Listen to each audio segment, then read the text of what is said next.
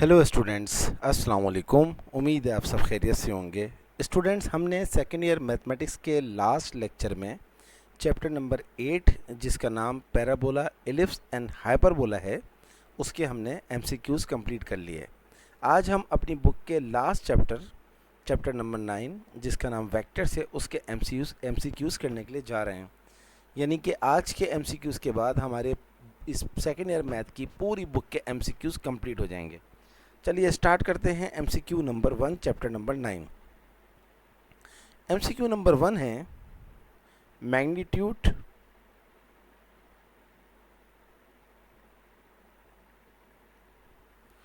Of the vector A is equals to 3i minus J plus 2k is. कहते हैं भाई एक vector है ए जिसकी वैल्यू है 3i minus J plus 2k। आप इसकी मैग्नीट्यूड निकाल के दिखाएं। तो किसी वेक्टर की मैग्नीट्यूड निकालना इंतहाई आसान है कि आप उसके कोफिशिएंट ऑफ आई, यहाँ पर कोफिशिएंट ऑफ आई जो है वो 3 है, 3 का स्क्वायर प्लस कोफिशिएंट ऑफ जे -1 है तो -1 का स्क्वायर प्लस कोफिशिएंट ऑफ के यानी कि 2 है, 2 का स्क्वायर, और इसके ऊपर आप लगा दें स्क्वायर रूट और इसको आप कैलकुलेट कर लें। 3 का स्क्वायर होता है 9, -1 का स्क्वायर होता है +1, 2 का स्क्वायर होता है 4, तो 9 + 1 होता है 10, 10 + 4 इज़ 14। तो 14 जो है ये करेक्ट ऑप्शन है। सही है जनाब, कितना आसान सवाल है, अब आप खुद देखें। अगला अगला जो एमसीक्यूज़ है, एमसीक्यू नंबर 2।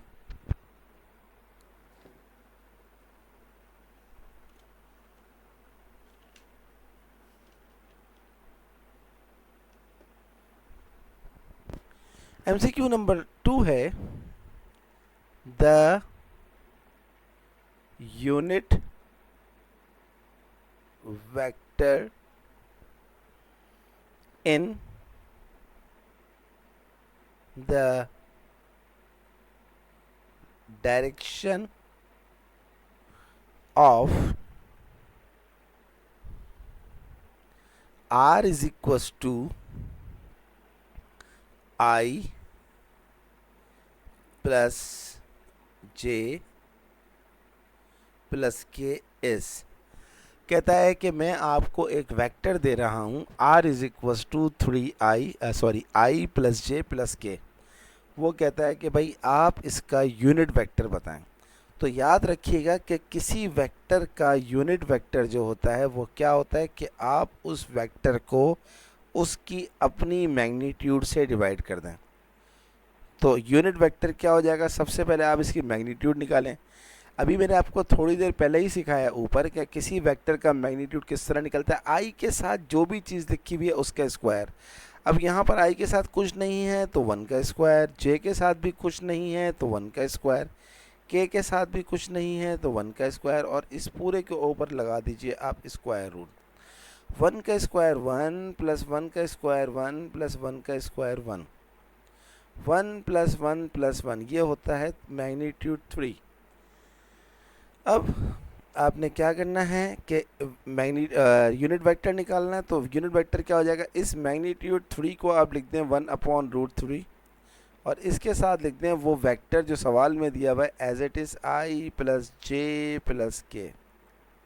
तो 4 ऑप्शन में से जो ऑप्शन आपको ये नज़र आए वही आपका आंसर होगा। चलिए अब हम एमसीक्यू नंबर 3 करते हैं।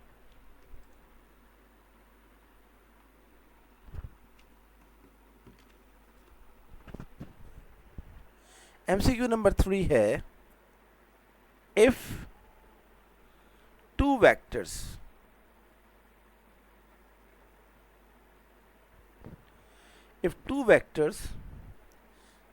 ऐसे हों कि ए भी ज़ीरो ना हो और वेक्टर बी भी ज़ीरो ना हो, यानी कि कंडीशन ये हो कि ए और बी दोनों ज़ीरो ना हो, such that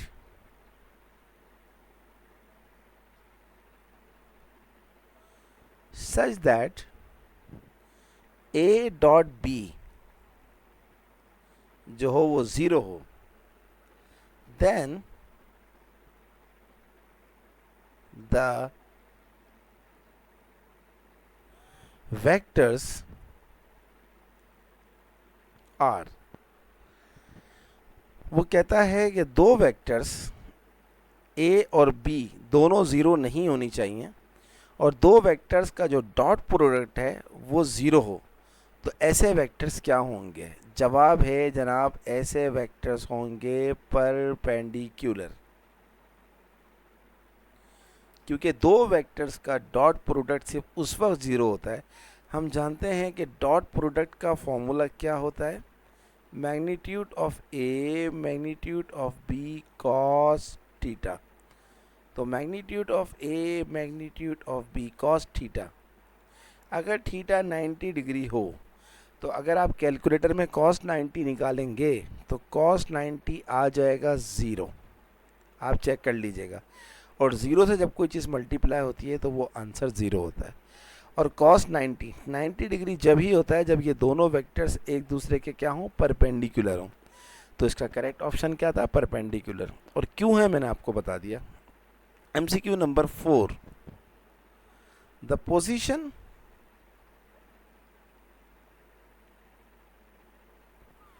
vector of a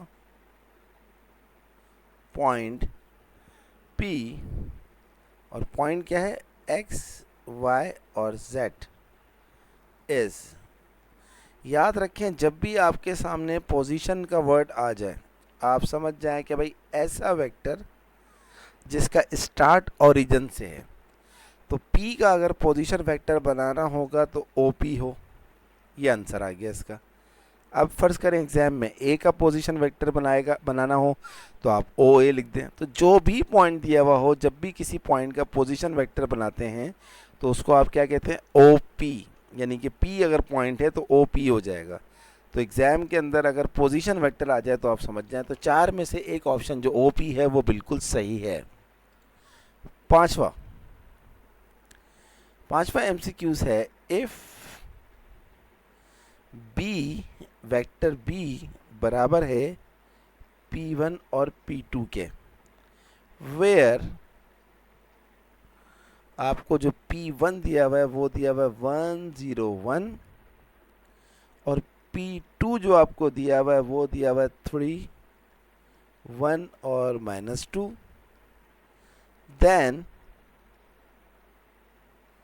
B का मैग्नीट्यूड इज, हमें B का मैग्नीट्यूड निकालना है। बहुत आसान है। सबसे पहले हम निकालेंगे P1 P2 का वेक्टर। तो याद रखिएगा कैसे निकलता है P1 P2 ये होगा कि P2 की हर वैल्यू में से P1 की उसकी करस्पॉन्डिंग वैल्यू माइनस हो जाएगी, यानी कि P2 का जो पहला वैल्यू है 3 माइनस P1 का पहला वैल्यू क्या है 1। इसी तरह P2 का पहला वैल्यू है 1, P1 का है सॉरी यहाँ पर मैंने कॉमा लगा के गलती की है, 1 माइनस 0। इसी तरह P2 का है थर्ड पॉइंट -2 और P1 का है थर्ड पॉइंट 1। इसको बंद कर दें, इसको सिंप्लीफाई कर दें। 3 माइनस 1 होता है 2, 1 माइनस 0 होता है 1, माइनस 2 माइनस 1 होता है -3। तो जनाब ये आ गया हमारे पास 2 और 1 और -3। एक दफ़ा फिर चेक कर लूँ मैं इसको, सॉरी ये जो 1 है ये 1 नहीं है, आई एम सॉरी, ज़रा गलत कॉपी किया हुआ था, 1 0 0। तो 3 माइनस 1 और -2 -0, यहाँ आ जाएगा 0, क्योंकि जो मैं असल में करवा रहा हूँ 10 ईयर्स के MCQs। -2 -0 क्या होता है, -2। अब B का मैग्नीट्यूड, B हमारे पास क्या है P1 P2, इसका मैग्नीट्यूड, तो मैग्नीट्यूड किस तरह निकलेगा, 2 का स्क्वायर प्लस 1 का स्क्वायर प्लस -2 का स्क्वायर, और मैग्नीट्यूड के लिए स्क्वायर रूट ज़रूर लगाते हैं। 2 का स्क्वायर 4, 1 का स्क्वायर 1, 2 का स्क्वायर 4, 4 और 4 8, 8 और एक 9, 9 का रूट जो होता है वो 3 है। तो करेक्ट ऑप्शन जो है वो 3 है। अब ये तो मैंने आपको समझाया तो इसलिए थोड़ा लंबा लग रहा होगा, वरना मैं इसको अगर चाहूँ तो डायरेक्ट कर सकता था। 3 माइनस 1 2, 2 का स्क्वायर 1 माइनस 0, 1 का स्क्वायर माइनस 2 माइनस 0 माइनस 2 का स्क्वायर, कैलकुलेट करके 9 इसका स्क्वायर रूट आता है और 3 आंसर आ जाता। मगर क्योंकि समझाना भी है आपको कॉन्सेप्ट भी देने, तो इसलिए ये आपको थोड़ा लंबा लग रहा होगा, लेकिन जब आपकी प्रैक्टिस हो जाएगी तो बहुत आसान होगा। सही है जनाब। चलें MCQ नंबर 6 करते हैं। The unit vector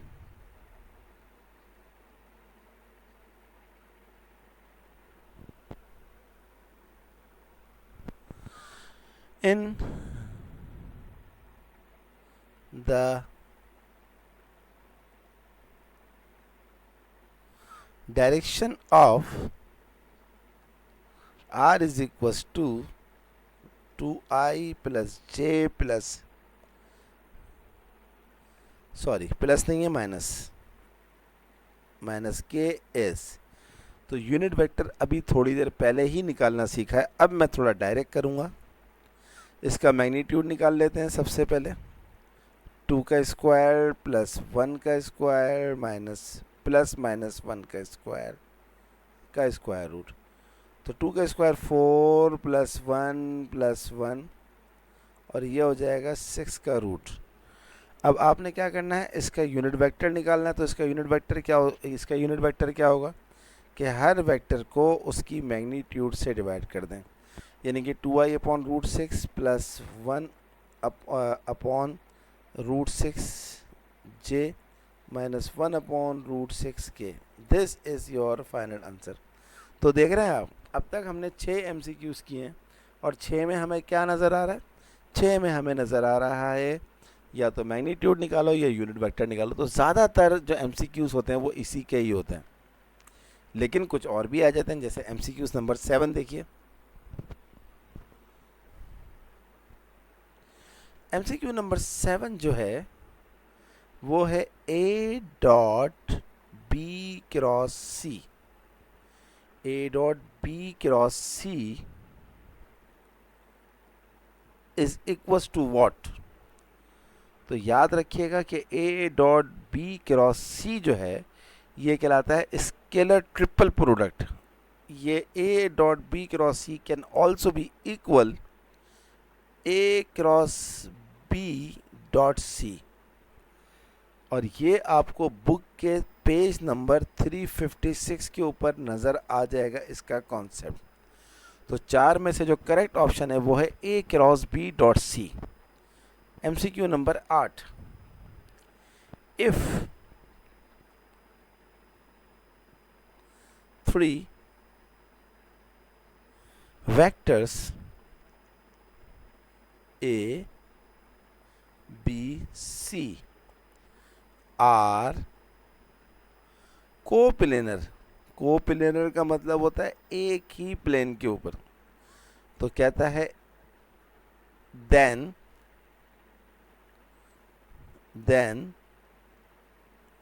A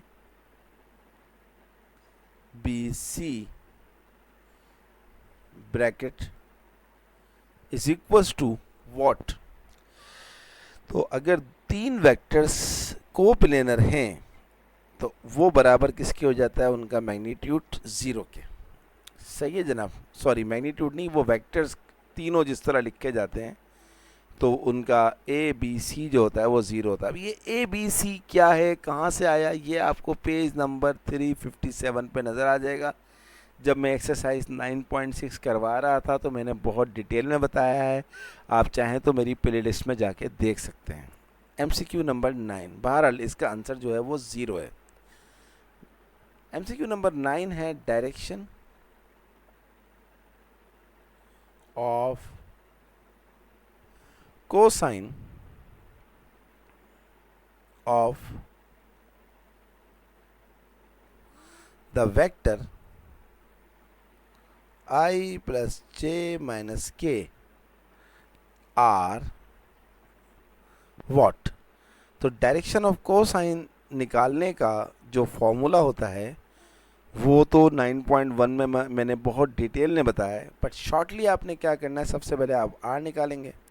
R असल में क्या होगा, मैग्नीट्यूड ऑफ आई जे के, यानी कि आई का कोफिशिएंट यहाँ पर 1 है तो 1 का स्क्वायर प्लस 1 का स्क्वायर प्लस माइनस 1 का स्क्वायर, 1 का स्क्वायर 1 प्लस 1 और ये आ जाएगा हमारे पास 3।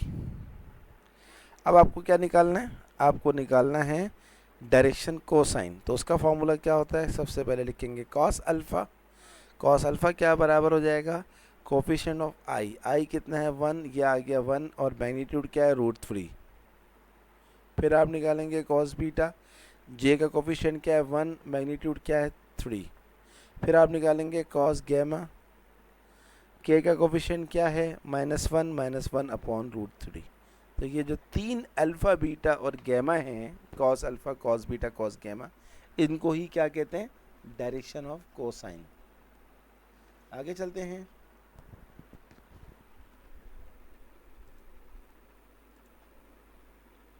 MCQ नंबर 10, फिर वही आ गया। ये असल में मैं 10 इयर्स के सवाल करवा रहा हूँ ना, तो एक ही जैसे सवाल आपको बार बार नज़र आ रहा है। मैग्नीट्यूड ऑफ अ वेक्टर 1 -√3 -√5 इस, तो जब आपको इस फॉर्म में दिया हुआ है तो पी तो बहुत आसान हो गया। आपने सिंपल क्या करना है, 1 का स्क्वायर प्लस -√3 का स्क्वायर प्लस -√5 का स्क्वायर रूट, 1 का स्क्वायर 1 -√3 स्क्वायर से रूट कैंसिल, माइनस का स्क्वायर प्लस 3 स्क्वायर से रूट कैंसिल, 5 5 और 3 8 8 और 1 9, 9 का रूट होता है 3। तो देखा आपने कितना आसान है मैग्नीट्यूड निकालना। तो मैग्नीट्यूड तो बहुत ज़्यादा पूछता है ये।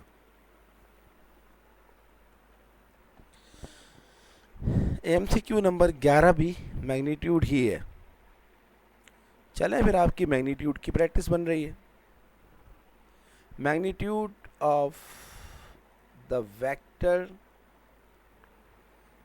A is equals to 3i minus j plus 2k is, coefficient of i क्या है 3 का स्क्वायर, j का क्या है -1 का स्क्वायर, k का क्या है 2 का स्क्वायर का रूट। 3 का स्क्वायर हो गया 9, 1 का स्क्वायर 1, 2 का स्क्वायर 4 का रूट 9 और 1 10, 10 और 4 14। तो square root of 14 is the answer. Magnitude of sorry MCQs number 12, magnitude करवाते करवाते ज़बान पे मैग्नीट्यूड ही चढ़ गया। फिर वही आ गया, the unit vector in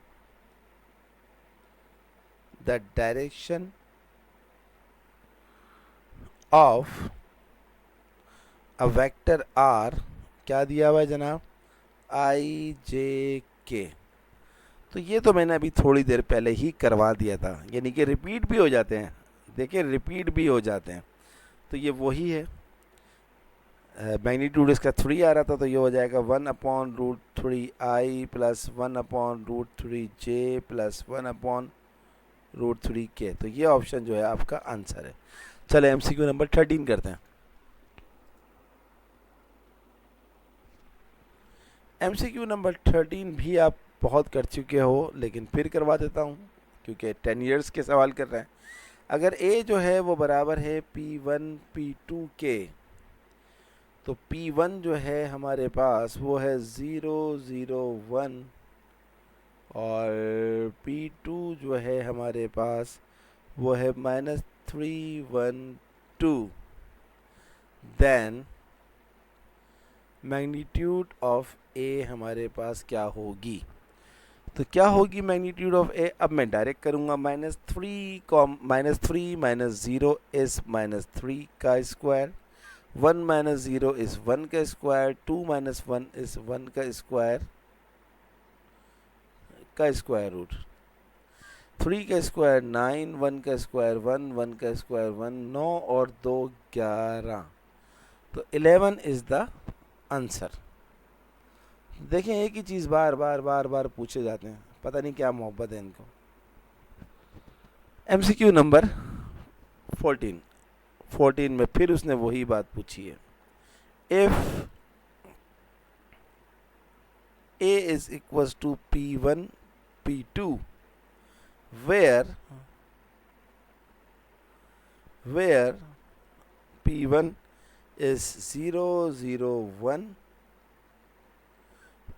P2 is 0 4 4, then magnitude of A is, तो वही बात, P1 minus P2, P2 minus P1, 0 minus 0 is 0 का स्क्वायर प्लस 4 minus 0 is 4 का स्क्वायर प्लस 4 minus 1 is 3 का स्क्वायर रूट।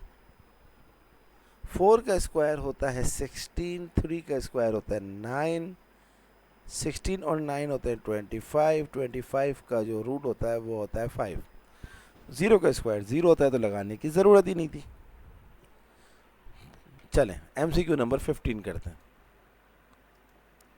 तो एक जैसे MCQs आ रहे हैं, लेकिन 15 जो है थोड़ा सा डिफरेंट है। बहुत मेहरबानी है इनकी कि उन्होंने थोड़ा डिफरेंट दे दिया।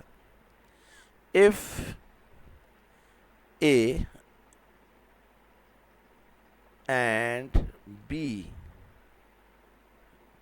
are any two vectors, then, अच्छा वेक्टर्स को एक तो लाइन ऊपर भी लगा दें तब भी उसको वेक्टर कहते हैं, और लाइन नीचे लगा दें तब भी वो वेक्टर को ही मेंशन करता है। तो ये कहता है देन A माइनस B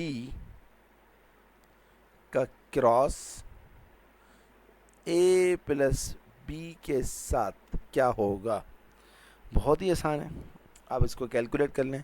ये हो जाएगा जनाब, जिस तरह मल्टीप्लाई करते हैं ना दो ब्रैकेट्स को, इसी तरह करेंगे, यानी कि A cross A plus A cross B minus B cross A minus B cross B।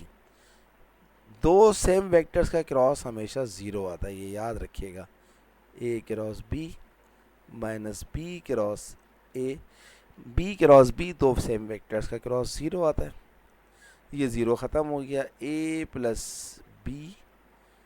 अच्छा ये लिखा हुआ है B क्रॉस A, याद रखिएगा A cross B is equals to minus B cross A होता है, यानी कि वेक्टर का जो क्रॉस प्रोडक्ट होता है वो कम्यूटेटिव नहीं होता। तो minus B cross A can be right minus A cross B। Sign उल्टी करी तो वो सेम हो गया।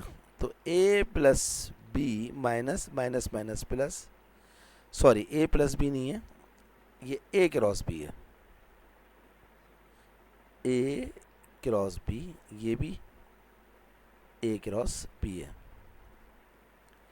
A cross B plus A cross B, दो वेक्टर्स ऐड हो रहे हैं सिंपली। तो ये हो जाएगा हमारे पास 2 इंटू A क्रॉस B, क्योंकि सेम है। तो करेक्ट ऑप्शन में जहाँ पर आपको 2 इंटू A क्रॉस B नज़र आ रहा है वही आपका आंसर है। तो ये इतने सारे सेम MCQs करने के बाद ये आ गया MCQs थोड़ा सा डिफरेंट, अच्छी बात है। तो ये तो थे हमारे 10 इयर्स के MCQs। अब कुछ ऐसे MCQs मैं करवाता हूँ आपको जो 10 इयर्स में नहीं आए लेकिन इस दफ़ा आ सकते हैं। तो वो कहलाते हैं, जो इसका नाम मैंने रखा है my MCQs। MCQ number 16, cos alpha का square plus cos square beta plus cos square gamma, cos alpha का स्क्वायर नहीं, sorry, cos square alpha plus cos square beta plus cos square gamma is equals to what. ये बराबर होता है X square plus Y square plus Z square upon R के। और ये concept अगर आप चाहते हैं सीखना कि ये कहाँ से आया है, तो ये पेज 321 से आया। तो ये MCQs एग्ज़ाम में आ सकता है। इसी तरह 17, A vector minus B vector बराबर है वो पूछ सकता है किसके बराबर है, ये बराबर है a प्लस माइनस बी के। तो ये एग्जाम में आ सकता है। पेज नंबर, जो आपकी सेकेंड ईयर की बुक है, पेज नंबर 324 पर आपको इसका कॉन्सेप्ट मिल जाएगा। 18 vector addition holds commutative law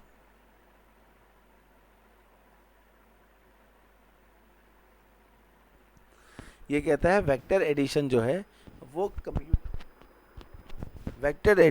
वो कम्यूटेटिव लॉ को शो करता है एज वेल एज, और क्या शो करता है, वेक्टर एडिशन एसोसिएटिव लॉ को भी शो करता है। तो इस टाइप का एमसीक्यूज आ सकता है, थोड़ा बहुत इसको चेंज भी कर सकते हैं, वो वर्डिंग चेंज कर सकते हैं। 19 position vector of vector A is, आपको बता चुका हूँ पोजीशन वेक्टर में खाली क्या करते हैं, ओरिजिन लगा देते हैं। तो अब वो वेक्टर से क्या बन गया, पोजीशन वेक्टर बन गया। चलें अब हम एमसीक्यूज नंबर 20 करते हैं।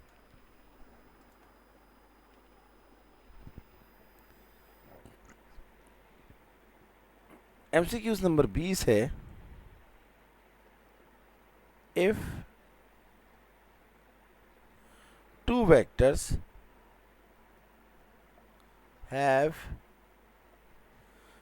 equal components,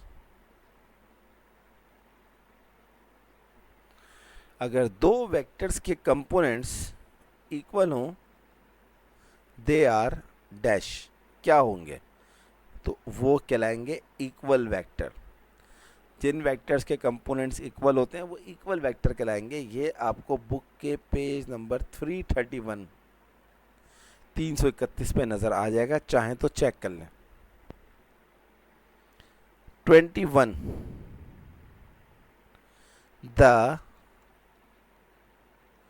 यूनिट वेक्टर आई, जो यूनिट वेक्टर होता है आई रेक्टेंगुलर कंपोनेंट का, इस रिप्रेजेंट्स बाय, तो यूनिट वेक्टर आई को इस तरह भी लिख सकते हैं 1 0 0, एमसीक्यूज आ सकता है। अगर जे होगा तो 0 1 0 हो जाएगा, अगर के होगा तो 0 0 1 हो जाएगा। ये बुक के 334 पेज नंबर पे आपको नज़र आ जाएगा। एक और चीज़, two vectors are parallel if they are, वो कहता है दो वेक्टर्स जो हैं पैरेलल होंगे अगर वो क्या हों, चार ऑप्शन में से, if they are multiple of each other, दो वेक्टर्स क्या होंगे, पैरेलल होंगे अगर वो एक दूसरे के मल्टीपल्स होंगे। एक एमसीक्यूज और आ सकता है, अगर पैरेलल का वर्ड नहीं लिखा हो, अगर वर्ड लिखा हुआ कोलिनियर का, और यहाँ लिखा हुआ होता है two vectors are collinear if they are, तो इसका जवाब भी वही है कि they are multiple of each other. तो ये बात आप प्लीज़ याद रखिएगा। चलिए एमसीक्यू नंबर 23 करते हैं।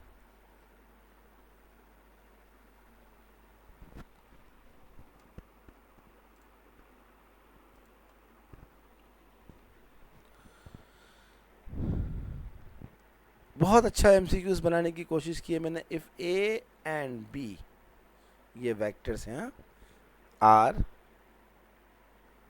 इन अपोजिट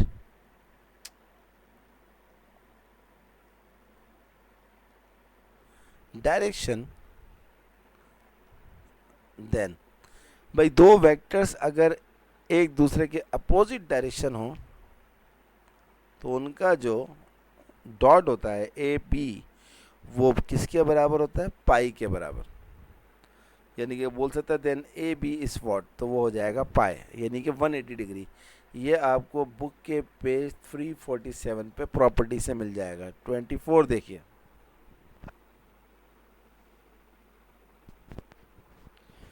वो कहता है कि भाई ए,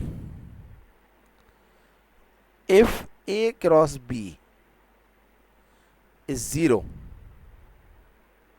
कि if A cross B is zero then, A cross B zero कब होता है, then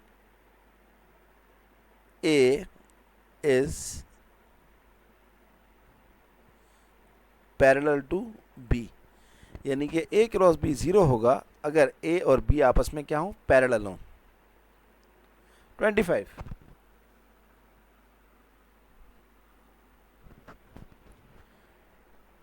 unit vector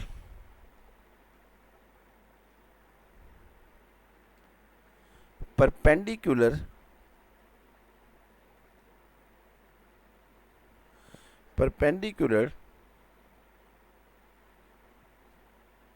to both the vectors A and B are defined by the formula। इससे पहले आपने जितना भी यूनिट वेक्टर देखा है वो इन द डायरेक्शन का वर्ड देखा है, परपेंडिकुलर का वर्ड नहीं देखा। तो अगर परपेंडिकुलर के लिए यूनिट वेक्टर निकालना हो ए और बी का, तो उसका फॉर्मूला क्या होता है, ए क्रॉस बी अपॉन ए क्रॉस बी का मैग्नीट्यूड। तो ये एमसीक्यूज एग्जाम के अंदर आ सकता है।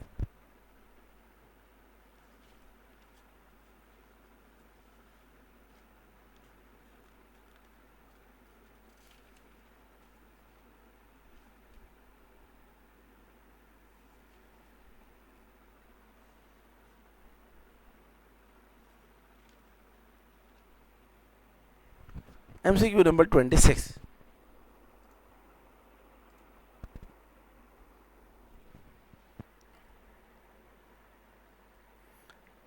A dot B cross C is equal to what. एक तो होता है जनाब A cross B dot C, दूसरा एक और ऑप्शन भी होता है minus A dot C cross B, तो ये भी आ सकता है। सही है, तो ये एक्सरसाइज 9.6 से पहले आपको नजर आ जाएगा। वॉल्यूम ऑफ पैरेललोपिप्ड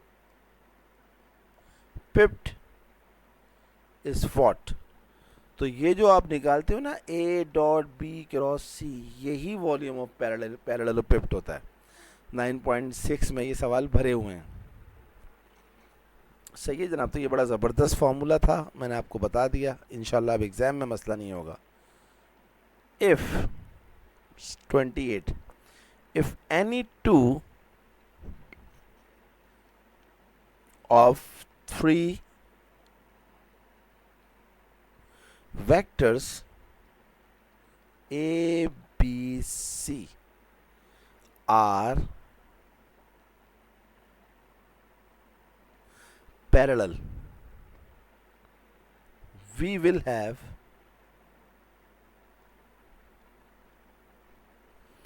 कहता है कि अगर तीन में से कोई से भी दो वेक्टर्स पैरेलल हों तो जनाब उसका ए बी सी जो होगा वो बराबर होगा 0। सही है, तो ये प्रॉपर्टी है 9.6 से पहले आपको नज़र आ जाएगी। तीन में से दो वेक्टर अगर पैरेलल हों, अगर कोप्लेनर का वर्ड होगा तो फिर तो तीनों ही आ जाएंगे, तीनों एक ही लाइन पे होंगे तो 0 हो जाएगा। यहाँ पर तीन में से दो हों तब भी 0 होता है। 29,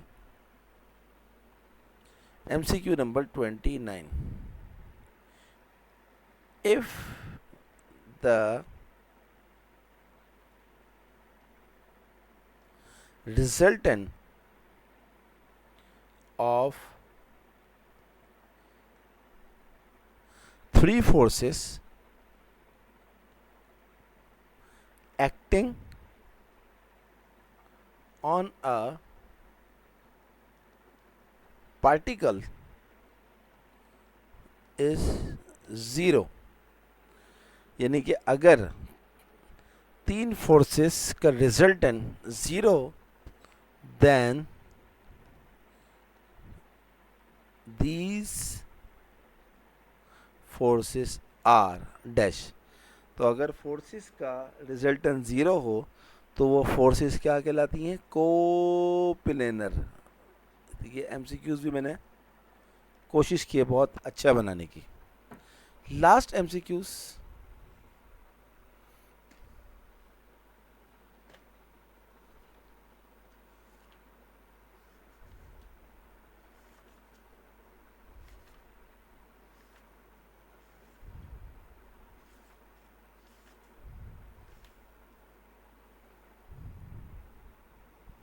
लास्ट एमसीक्यूज है ए क्रॉस बी का जो मैग्नीट्यूड है इज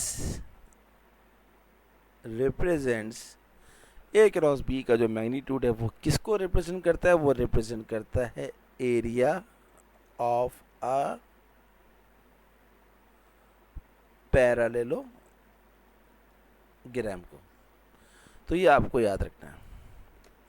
तो ये 30 एमसीक्यूज हैं। अगर आपने ये 30 की 30 एमसीक्यूज कर लिए तो मैं आप सारे बच्चों को, सारी बच्चियों को गारंटी देता हूँ कि एग्ज़ाम में आप इस चैप्टर से रिलेटेड एक भी एमसीक्यू नहीं छोड़ेंगे। मैं आपको गारंटी देता हूँ। आज हमारा बहुत बड़ा काम हो गया। एक तो चैप्टर नंबर 9 के सारे एमसीक्यूज करवा दिए, प्लस चैप्टर नंबर 1 से लेकर चैप्टर नंबर 30 तक के कोई एमसीक्यू मैंने नहीं छोड़ा। यानी कि मैं कह सकता हूँ कि आज आपके एमसीक्यूज की प्रिपरेशन 100% कंप्लीट हो गई है। तो अब क्या रह गया फिर? अभी भी कुछ रहता है। मैंने एक्सरसाइज 9.1 तो अपलोड कर दी थी, अभी 9.2, 9.3 एंड 9.4 बाकी रहती है। 5, 6, 7 तो मैं लास्ट ईयर अपलोड कर चुका हूँ।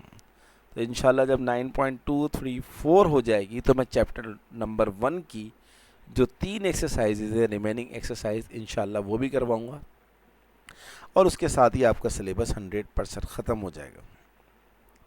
कैसे लगा आपको ये पूरा एक हफ्ते का सेशन जिसमें मैंने आपको सारे एमसीक्यूज़ 100% कंप्लीट करवा दिए? मुझे उम्मीद है इंशाल्लाह मेरे पे फुल ट्रस्ट करेंगे और ये सारे एमसीक्यूज़ की प्रैक्टिस करेंगे। वैल्यू चेंज हो सकती है लेकिन कॉन्सेप्ट यही रहेगा। मैं आपको गारंटी देता हूँ, मैं आपको चैलेंज करता हूँ। अगर आपको ये सारी वीडियोस जो आप देख रहे हैं अच्छी लग रही हैं, पसंद आ रही हैं, समझ में आ रही हैं, तो काइंडली मेरे चैनल को ज़रूर सब्सक्राइब कीजिए। और जब चैनल सब्सक्राइब करेंगे तो बेल आइकन को प्रेस करना नहीं भूलेंगे, क्योंकि जैसे ही मेरी वीडियो अपलोड होगी उसका नोटिफिकेशन आपको मिल जाएगा। और देखें, मेरी वीडियो को सिर्फ लाइक और शेयर, सिर्फ लाइक ही ना करें, बल्कि लाइक तो करें, कमेंट्स भी दें, अच्छे दें बुरे दें, लेकिन शेयर ज़रूर करें ताकि सबको पहुँचे, सबका फ़ायदा हो। इल्म बांटने से बढ़ता है, कभी घटता नहीं है। तो मैथ विद सर आसिम की जानिब से आप तमाम बच्चों को अल्लाह हाफ़िज़।